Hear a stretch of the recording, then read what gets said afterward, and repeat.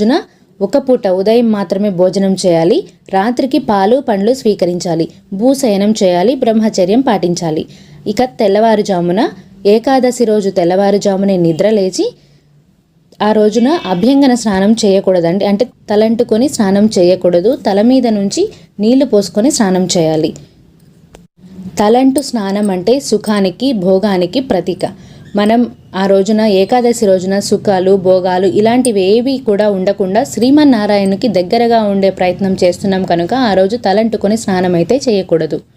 ఉదయాన్నే లేచి కాలకృత్యాలు తీర్చుకొని స్నానాది కార్యక్రమాలు ముగించుకున్న తర్వాత శ్రీమన్నారాయణ్ణి పూజించాలి. ముఖ్యంగా స్వామివారిని ఎలా పూజించాలి అంటే జాజి పువ్వులతోటి, తులసి దళాలతోటి, తామర పువ్వులతోటి స్వామివారిని పూజించాలి. అయితే శ్రీమన్నారాయణుని లక్ష్మీ సమేతంగా పూజించాలి. నారాయణుడికి ఒక్కడికే పూజ చేసి అమ్మవారికి పూజ చేయకుండా